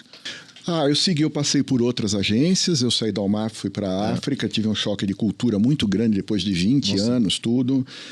Saí de lá, fui para uma agência de conteúdo, que é a Colmeia, era a Colmeia, hoje é a Mutato, né? Aí depois passei por outras agências também. Depois eu tentei abrir um negócio, uma franquia de digital. Tentei por um ano, mas não adianta. O meu negócio é dentro do escritório, é dentro da... né? E também trabalhei numa agência de performance, passei por outras agências, né? Peguei o fim da Finasca, que eu estava lá dentro quando ela, infelizmente, fechou, né? Aí, durante a pandemia... Eu não consigo lidar ainda com passar na frente do prédio da Finasca. Foi o que eu falei a gente estava conversando aqui. Como eu também não conseguia lidar quando eu vi o prédio da DM9. Da Macan virando um condomínio. Na Left Green. Não, quando o Nasca e DM9 fecharam, o cara foi luto na publicidade. Aí, durante a pandemia, eu fiz um sabático forçado, foi muito legal para mim, até para estudar também. Eu acabei terminando um MBA que eu estava fazendo em negociação, que acho que assim, para atendimento, negociação é tudo, né? E hoje eu estou na MoMA. Inclusive, você falou do Thiago Lara. Hoje o Thiago Lara é meu cliente, né? Porque ele é da Kia. Eu tô lá com o Fico, com o Rodolfo, né? Muito feliz, assim, por reencontrar, né? Um amigo que foi o Fico, que tanto tempo a gente trabalhou junto, né? E essa característica que o Felipe tinha falado, né? De eu ser criativo, de eu ser multitarefas, de adorar colocar a mão na massa e tudo. E o Fico entendeu isso, me deu carta branca para eu fazer esse papel lá dentro. Tô muito feliz com isso, viu? Ô, Sal, o MBA você fez aonde que você fez o MBA? Eu fiz MBA na PUC Rio Grande do Sul. Legal. Muito legal de negociação. Putz, muito, muito, muito bom. Que é algo assim que é fundamental pra gente, né? Porque a gente não lida com quilo, com metro, com tudo. A gente lida com massa, com algo subjetivo, isso, né? E, poxa, isso é muito... Não, Felipe, como que você recebe uma informação dessa? Assim, o Sal se matriculou no curso de MBA, está estudando. Cara, isso é incrível. Você sabe que o Sal, eu e o Salgueiro, a gente tem uma característica que quase sempre quando a gente se encontrava, a pandemia parou muito, mas agora a gente vai certamente voltar. Quando se encontrava, quase sempre ele trazia um livro para mim. Legal. Falou, puta, eu li isso aqui, você precisava ler, né? Uma vez eu fiz pra ele também, eu dei um livro pra ele. Pensei que tu não ia contar, eu vou contar. Não, vai contar. Então conta você, pode contar, Salgueiro. Vai contar. O Felipe, eu não sei se ele era estagiário, ele era... Né? Aí chegou no fim do ano, né? Aquela época de Natal, de todo mundo se abraçar, ele chegou pra mim, porque o Felipe adora jazz, né? Aí chegou pra mim e falou, cara, eu vou te dar esse livro aqui. Isso aqui é a história de um cara, e ele era um Chet Baker, um trompetista. E uma vez ele quebrou o queixo e aí ele não podia tocar, mas ele inventou.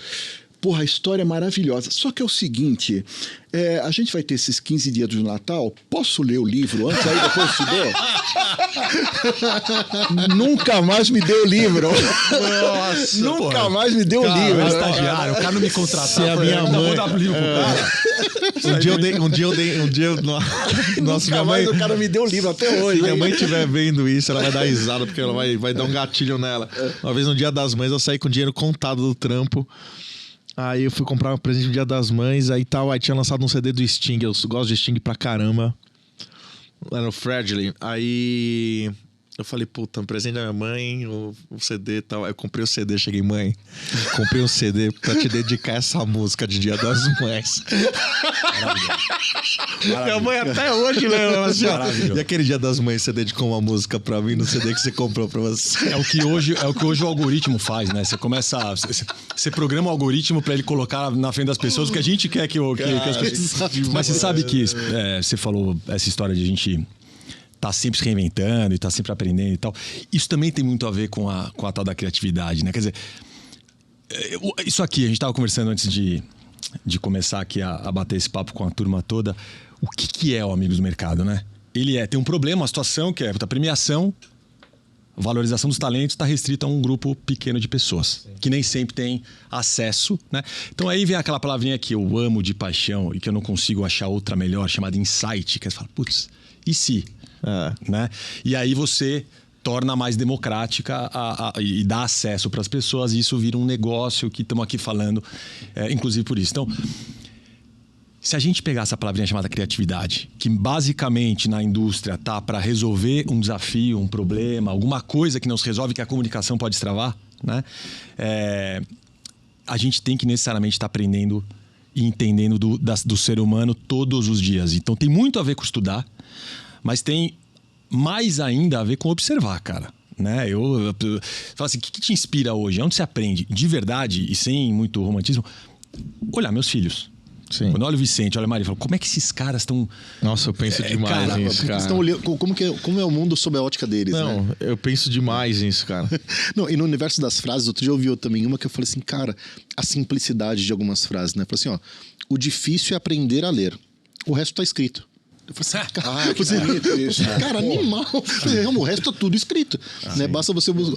E fora o que não tá escrito, tá nessa observação. Porque, cara, as coisas estão sendo construídas agora. Né? Também tenho filhos de todas as idades, né, Lu? O Marquinhos, pra mim... Não, o Marquinhos é um reprodutor... É o touro bandido, né? Tem quatro filhos, o Marquinhos. Tem, cara, de 2, 12, 19, 18. Não, e assim, eu sou divorciado, eu tenho 2 filhos. Meus filhos eu tenho uma menina de 10 e um menino vai fazer 7 anos no final do ano. E o ano que vem eu vou pegar minha filha, em julho eu vou fazer uma viagem pra gringa com ela, vou ficar 30 dias viajando, só eu e minha filha. E muito desse insight que eu tive de falar assim, puta, eu vou curtir com a minha filha pra ter esse momento, essa ligação. Porque você fala assim, pô, eu podia ir com os dois. Só que, cara, com os dois é briga o tempo inteiro, sabe? Aquela disputa da atenção e tal. E eu queria um momento com cada um. Então, assim, quando o menino fizer 10 anos, eu vou viajar com o menino e tal. E muito da experiência que ele tem como pai, de falar assim, cara, quando chegar com 13, 14 anos, você aluga uma puta casa animal na praia, você fala assim, meu, vamos pra praia, vou fazer bombar um com a molecada e tal. Pô, rapaz, vai ter o aniversário do Nicolas lá, não vai rolar, hein? Eu queria ficar jogando Mas você sabe, Luciano, vai que é ter de o verdade, campeonato do cara. videogame, cara. Esse é uma história que, assim, eu com as crianças, assim, viajar... E viajar significa pra qualquer lugar. Sim. Pra qualquer lugar. Porque uma viagem é uma descoberta sempre, né? Então você tá descobrindo coisas com os seus filhos. Isso é marcante cara, demais. assim, qualquer mini tempo que eu tenho... Eu viajo com a turma de casa porque eu acho que cria um vínculo na descoberta, né? No aprender, no que é novo pra todo mundo. Você não tá só no papel do pai que tá Exatamente. ensinando. Não, vocês estão descobrindo as coisas. Isso cria uma cola que eu acho que é fantástica, cara. Espetacular. E durante um tempo na história, né, existia o pai que ensinava tudo pro filho, porque não existiam canais para que você buscasse tanto conhecimento. Hoje em dia, não. Cara, a gente não tem esse papel de você é o dono do conhecimento que pega um pedacinho desse conhecimento e dá para os seus filhos. Não, cara, vocês estão ali juntos conhecendo o mundo. Não, e de novo, voltando aqui para o começo da conversa, eu acho que essa é a grande mola da nossa indústria e de tantas outras, ou da humanidade hoje, que é a capacidade a humildade em reconhecer que você não sabe quase nada e a capacidade de reaprender e desenvolver essa habilidade, essa vontade de aprender, né? Ontem na entrevista do Jornal Nacional, para quem está nos ouvindo, ontem um dos candidatos falou uma frase que, aliás, ele roubou do Einstein, né, dele, mas que é isso, assim, não dá para você fazer a mesma coisa e achar que vai ter um resultado diferente. Exatamente. Né? Então, acho que essa premissa é a premissa básica do aprendizado. A gente tem que aprender a fazer de um jeito diferente se a gente quiser ter um resultado diferente. Exatamente. Né? Não, e Lu, por falar em filhos, o Vitão já tá andando de busão por aí. Ah, é? E busão tem algumas comunicações que são diferenciadas. Busão lembra o não? quê? Carrega mais. Carrega Mais, por favor, na tela. Mais um merchan aí, olha. Carrega Mais, a empresa que criou um novo formato que é o Backseat. É aquela comunicação que fica atrás dos assentos. Encontrou a Paula Fraudioli. Encontrei a Paula Fraudioli no Digitalks, é verdade. E aí, eles comunicam dentro do ônibus, né? Em todas as costas lá dos ônibus. E... É um formato criado por dois irmãos, uma galera jovem, né? O Carlos e a Paula, né? E vem empreendendo nisso. E hoje a Carrega Mais já conta com uma frota de 20 mil ônibus em 6 capitais. Estão em São Paulo, Rio de Janeiro, Belo Horizonte, Brasília, Recife e Goiânia, né? Carrega Mais conecta aí 12 milhões de pessoas, porque só 6 cidades do Brasil têm metrô. Né? O Brasil de fato anda de busão, e até mesmo quem tá no metrô vai pro metrô de busão, né? É a cara do Habib's, é a cara do Habib's esse formato aí. Exatamente. Imagina que as pessoas ficam em média 30 minutos sentado numa cadeira, vendo uma publicidade no banco da frente com possibilidade de QR Code ainda para ter uma interação. Porque também a interatividade com o QR Code é muito grande, porque você fica muito tempo exposto mesmo, né? E vem fazendo um grande sucesso, e a Carrega Mais é nosso parceiro aqui. Carrega Mais, muito obrigado, hein? Show. Carrega Mais é show de bola. Grande beijo aí, Carlos, né? Paula. O Brasil de verdade, o Brasil que anda de busão. E o grande Sandro Moretti tá lá tocando. É verdade, tocando diretor comercial da Carrega Mais. Sandrão. Escuta, tô só eu comendo pipoca aqui. Não, tá? eu tô também. Pra caramba. Eu tô também. Não almocei, pô. Exatamente, gosto muito de... Falamos da infância, falamos da trajetória, e agora chegou o momento de a gente falar de futuro, né? Quando você olha para o futuro, Felipe, temos uma responsabilidade gigantesca, né? Enfim, você, né, liderando... Eu imagino, né, quando você ouve falar a palavra agências tradicionais, dá vontade de matar o cara. Porque, cara, tudo que não é isso, né? A gente está numa transformação. A UMAP que você entrou aqui, você viu, já vem se transformando há muito tempo, né? Quando você olha para frente, o que você vê, né? Para você, para a UMAP, para o nosso negócio... Pro Felipe Pai. A pergunta de milhões, né? Essa pergunta. Você sabe mas não precisa ser bandinar, não, cara. Pode falar da. Eu acho que você falou tem uma palavra aí que você usou, que é a responsabilidade. Né? Que não é só sobre a liderança de uma agência, de um negócio, toca uma conta, do pai, né? Do pai, enfim. Eu acho que a responsa. Eu vou pegar dois lados da responsa. Primeiro com a indústria. Né? A gente tem a responsabilidade de, no retrovisor, olhar uma indústria muito próspera. Muito próspera. Estou falando do Brasil, né? Só lembrando, mercado de agências. O único lugar do mundo que tem qualquer cliente, qualquer anunciante lá fora, no mínimo precisa de 2 agências. Uma do que eles chamam de criação e uma de mídia. Virou. E aqui no Brasil a gente tem esse modelo full service que começou juntando as duas coisas e hoje você faz absolutamente tudo que você quiser para todas as etapas de um funil, né? 100%. Então, olha que beleza. Inclusive dando muita oportunidade de uma forma cinética para desenvolver formatos novos, né? Exatamente. Para aproveitar formatos e sair do convencional, né? Exatamente. O Sal vai lembrar lá atrás, estou falando de 99, 2000, a gente tinha um sonho lá de... Você lembra? A gente adorava CRM, a gente queria... Sim, tocar CRM, a gente ia nas agências de CRM conhecer, porque a gente achava que em algum momento dados, o tal do data seria fundamental. Olha o que virou o mundo hoje. Né? O que é você ter um dado, um first party data chamado, você ter os dados e criar um conhecimento sobre as pessoas. A gente lá atrás, juntos, com a Globo, a gente colocou carga pesada.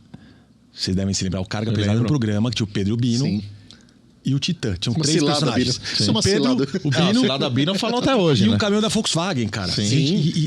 E o conteúdo tá aí hoje, né? A gente falando sobre o conteúdo e os formatos e tudo mais. Então, eu acho que existe uma responsabilidade de sim ressignificar o valor do nosso negócio. Eu acho que muito se discute sobre o modelo de como se remunera uma agência, se é comissão, se é mídia, né? E pouco se fala sobre o real valor das coisas. Eu fico falando isso mesmo, assim. Você tem 2 sandálias de borracha iguais. Uma vale muito, outra vale pouco. A comunicação tem um valor. Quanto vale essa história? Né? O que vale é Alpargatas e o que vale a marca que ela tem. Então eu acho que essa é a discussão que a gente tem a responsabilidade de promover, falando da indústria. Depois falando do... E isso aqui não é um discurso... jamais vou me candidatar a qualquer cargo público. Mas eu acho que a gente tem uma responsabilidade com esse país. Sim. A nossa indústria tem uma responsabilidade que é fundamental para qualquer lugar, especialmente o Brasil, por 2 motivos. O primeiro, se tem Brasil, tem problema. E a nossa indústria nasceu para resolver problema. Né? Então, onde tem se tem uma indústria que, como premissa básica, existe para resolver os problemas das marcas e da vida das pessoas, a gente tem uma responsa enorme aí. Né? E segundo, e aí você entrar em qualquer viés político de qualquer país, mas você pega a pandemia... O exemplo que é quando a comunicação, o fazer e o comunicar juntos funcionam. Né? Então, independente de... é para tomar vacina, não é? Vamos fazer vacina, não vamos? Um fala que é, o outro fala que não é. Outro... Então, assim, independente do lado, quando você tem uma uniformidade entre falar e fazer, que é um pouco o que a gente está vivendo aqui, e especialmente, fundamentalmente, conectar com o propósito. Por que, de novo, eu acho bonito isso aqui que a gente está fazendo? Né? Porque o Amigos do Mercado tem um propósito. Né? A Almap tem um propósito. A nossa indústria tem um propósito. Às vezes a gente esquece, mas tem um propósito. Sim. Né? Que é através da criatividade a gente gerar crescimento. Né? E eu acho que a gente tem boas chances, especialmente num mundo em que a gente tem acesso à informação muito mais fácil, né? Os tais dos dados e tudo mais. Eu acho que a gente tem todos os elementos aqui na mesa, é a gente pegar agora e fazer. É a responsabilidade por trás do ROI, porque, enfim, o resultado do trabalho que você exerce impacta quantas centenas ou quantas milhares de empregos aquela companhia vai gerar. Exato. Né? Exato. Não, aquela companhia vai gerar, o que a agência vai gerar, o que os parceiros da agência vão gerar e, fundamentalmente, a indústria do cliente. Sim. Você gera crescimento para uma indústria, de alguma maneira você está movimentando... Com certeza. Bom, tem o estudo da Deloitte aí que no ano passado, cada R$1 investido em propaganda volta 6 e pouco. 8, né? quase pouco, R$9. Então, assim, quase 9 vezes o valor investido. Né? Eu vi, a turma estava falando disso no Digitalks. O Mário D'Andrea estava explanando sobre. Foi legal o Digitalks? Cara, foi animal. Aliás, vim de lá direto. Olha o meu crachá aqui. Meu crachá, cara... A Nath foi, eu vi que a Nath foi. O Amigos do Mercado, né? O nosso grupo de WhatsApp foi mídia partner do evento. Espetacular. Que evento. Animal. Foi um evento muito bacana. Que, aliás, o do ano que vem já tá sendo preparado. Mandaram até um recadinho aqui, ó. Digitalks, o principal evento de negócios de economia digital e tecnologia, aconteceu entre os dias 24 e 25 de agosto. Né? Foi um evento que teve 12 auditórios, né, simultâneos. Cara, 350 palestrantes nacionais e internacionais, 120 expositores. E aí, se você quer já se inscrever para o Digitalks do ano que vem, basta lá entrar em digitalks.com.br/expo. Crescendo a cada ano, né? Acabou os merchants. Você viu como eu falei merchan pra caramba? Acabou não, ainda tem o final, ainda tem um no final. Não.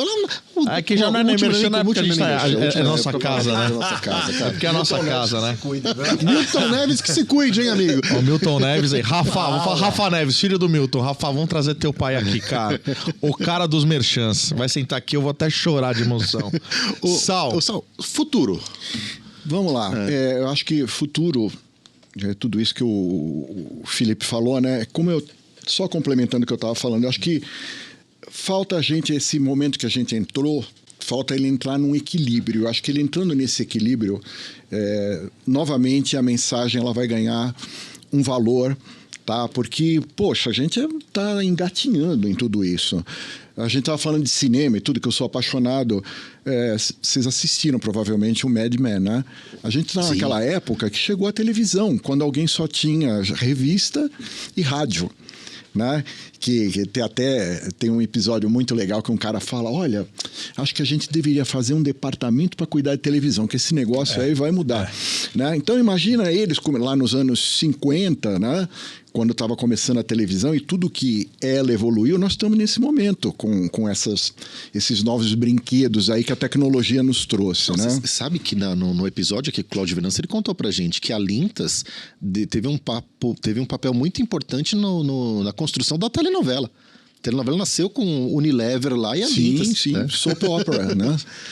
E aí tem esse ponto, isso que o Felipe estava falando, eu acho assim, nosso negócio, na verdade, a gente chama é comunicação. E isso tem um peso muito grande, para o bem e para o mal. Basta ver o que Goebbels e Hitler fizeram com a comunicação, Sim. certo? Como levaram todo o mundo para uma guerra, assim, que foi um negócio, né? Isso foi comunicação, se a gente for pegar, né? E hoje em dia... Seja por bem, seja por mal, o poder da comunicação. Exatamente. E hoje em dia... seu pai você convenceu o seu pai a comprar o creme dental, né? Até... Exato. E isso hoje em dia além da gente fazer esse papel que a gente faz para os nossos clientes, de, como o Felipe falou, que R$1 gera 9 ou $1 gera 9, tá? Eu acho que a comunicação, ela também poderia ajudar outros propósitos, né? E aqui no Brasil, falando, sem censura nenhuma, há um medo de certos publicitários, acho que o Felipe é dessa cultura também, de qualquer coisa a gente mexer com o governo, certo? De conta de governo, Agora, imagina isso, eu acho que se o governo se apropriasse mesmo para fazer uma comunicação que ajudasse, através das agências, através mesmo, né? Só que isso é galho hoje em dia, cada vez que envolve. Mas de lembrar, vou falar de novo lá do passado, de Sugismundo, que era um personagem que foi criado para... Não, Felipe não conhece. Tinha um personagem que era o Sugismundo quando a gente era pequeno, e ele era uma campanha para as pessoas não jogarem lixo na rua, sabe? Então isso a gente não viu mais, o próprio Zé Gotinha, ou coisas assim, né? que ajudem, né? Da gente poder pegar com a nossa indústria, que tem esse poder, e lutar em algumas coisas. Eu acho que, por exemplo, a gente tem candidatos aí, né? Tem pessoas hoje que o Brasil está polarizado, que tem um poder muito grande de pegar e comandar a população para fazer alguma coisa. Eu nunca vi um cara desse chegar e falar assim: porra, a partir de amanhã ninguém mais vai jogar lixo na rua. Entendeu? Esses caras têm o poder de fazer isso. Eles poderiam, né? E a gente também poder usar o nosso expertise com outras causas para ajudar esse país aqui. Não, sinceramente, eu vejo hoje a comunicação muito abraçando, enfim, hoje o marketing das causas, né?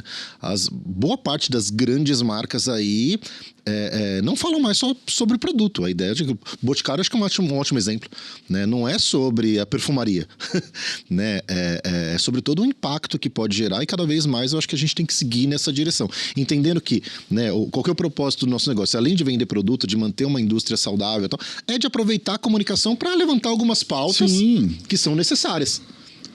O que a gente toma porrada, né? Toma porrada pra caramba. Mas é importante. E outra coisa também, quando toma porrada, saiba, a gente já sabia que ia tomar. Claro. A gente já foi preparado. Claro. Não, porque, de novo, a mesmice não gera absolutamente nada. Sim, Se a gente vai para um tema aí pontiagudo, um tema mais sensível, certamente isso vai gerar. Mas gerar o debate, promover o debate, para que esse debate transforme alguma coisa, eu acho que é grande papel do que a gente estava falando aqui. E volto para o teu ponto da responsabilidade. É nossa responsa, fundamentalmente como indústria. Sim. Né? Curtiu? Gostou? Puta que pariu, né? Que aula, né, velho? Muito bom. Felipe, gostou? Você tinha participado já de podcast? Cara, alguns, mas esse formato aqui é espetacular. Você curtiu o ambiente aqui? Espetacular. Isso aqui é um negócio. Dá pra alugar essa casa pra morar? Como é que é, não? Não dá pra morar, mas dá pra você passar uma hora aqui, fazer um podcast teste, né? Sobre publicidade, sobre música, sobre o que você quiser. Compasso aqui é um parceiraço. Agora vou eu fazer o merchan aqui. Estamos na Compasso Collab. Equipe e companhias de primeira, que aliás Palmas pra todo mundo aí. Espetacular, maravilhoso mesmo. Pô, obrigado. A Compasso, Aline, Papu, Lupe, Douglas. a turma toda aqui é super preparada aí André. pra receber as pessoas pra contarem histórias. E uma coisa que a gente defende aqui no merchan que a gente faz pra Compasso é, cara, o médico precisa ter o seu podcast, né? O professor, o advogado, porque todo mundo tem de história. comunicação, gente. É. Fundamentalmente. Não, e num formato que você No pode formato que você consumir tá correndo, você tá no ônibus, você tá onde... como quiser. Ah, quer ver e tal, entrar no ambiente junto com a imagem. Olha lá no YouTube do Amigos. Putz, não tem o Marquinhos, ouve podcast lavando louça. Sim, muito. Você entendeu? Eu no carro, tô no carro às vezes indo pra uma reunião ou outra, eu coloco pra rolar no carro. Enfim, então é um formato super acessível em diversos aí formatos, multiplataforma. Aliás, Lu, tem presentes aqui, sabia? Pra finalizar aqui a nossa conversa. Aí Eu esqueci sim, o hein? nome do Mimos pros merchan. convidados? Temos mimos aqui, ó. Quem que mandou mimos? Só. Aqui, ó. Espetacular, olha lá. Ó, Muito obrigado. da Record, muito bom, hein? Larico, abração aí. Quando você falou... O Larico veio aqui, meu. A gente deu risada porque a primeira coisa que ele falou assim: vocês sabem que eu vim da merda, né? Porque ele cria gado, criava gado, enfim. Ele é um cara sensacional. Chegou a me dar esperança. Quando você falou vai ter presente, eu falei, o Felipe trouxe o livro pra dar pra ele. Ó, falando no livro, a gente teve um convidado aqui que foi o Scaldelai, que Scaldelai trouxe escreveu livro, trouxe pra vários gente. livros aqui, inclusive livro de gestão, que foi muito, muito, muito bacana. Lu, Eu queria encerrar só uma dúvida que eu fiquei, porque eu gosto de música, eu toco bateria também. Que instrumento que você toca, Fê? Cara, eu toco piano e guitarra. São os dois instrumentos que eu... Então, eu toco piano e guitarra. violão e guitarra, mas eu arranho um monte de coisa lá. Que legal, Acordeon cara. eu brinco por conta de família, italiana, Que meu pai legal, toca cara. e tal. A turma toda, meu irmão é Mas baterista. pra brincar, você toca? Piano, guitarra. São os dois instrumentos. E seus filhos estão no mesmo caminho? Então, super. Os dois estão fazendo aula de piano, mas o Vicente, o moleque adora. E a Maria, não é porque é minha filha e sem merchan, mas ela tem uma voz que é um brinco, cara. E ela é tímida e tal. Então, ela só toca quando é papai e ela fechados. Aí chega numa festa, no evento, fala, vamos tocar, não quer. Mas isso a gente daqui a pouco vai corrompendo, fala que vai ganhar um presente no Dia das Cry Me Crianças. a só se- River, ela e a... Como é que chama mesmo? A Diana... Dana Crow, né? Dana Crow. É, vai tocar com a sua filha. Porra, se Imagina chegar esse lá- dueto, Se cara. chegar lá é porque deu tudo top. certo, cara. Show de bola. pedi pro Sal colocar aqui um pouquinho de água, porque agora tem o nosso brinde aqui pra fechar a nossa conversa, né? Já Opa, passa lá, Vou vem botar até aqui Sal. na taça. Aqui, ó. Vamos brindar. Mais um dia. Mais um Não, grande que aprendizado. momento, hein? Cara, Turma, mágico, né? espetacular. Mágico. Gente, Sucesso, brinde. viva a amizade. saúde, sucesso, Saúde, boas viva o conversas mercado. sempre. Nossa. Obrigado, Muito gente. bom. Tamo junto. Obrigado. E o seguinte, aliás, quer deixar algum recado final, ô, Felipe? Eu acho que o recado tá dado aqui, assim, é a gente tá mais junto, a gente poder trocar mais, a gente poder sentir... A gente lá na agência tá no modelo híbrido, então as pessoas, boa parte fica em casa, as pessoas na agência, eu gosto de respirar a cultura, então eu vou todos os dias. Mas eu recomendo... Não é importante para a agência que as pessoas vão, é importante para as pessoas. Na relação, lógico. Né? Então, isso aqui é importante para mim. Né? A gente tá mais junto, encontrar o Sal, trocar. Não, o trajeto, você chegar aqui num lugar que te conecta Que me emocionalmente. conectou emocionalmente com a infância, né? E lembrar que eu tô devendo, que eu peguei o livro do Salgueiro, nunca devolvi.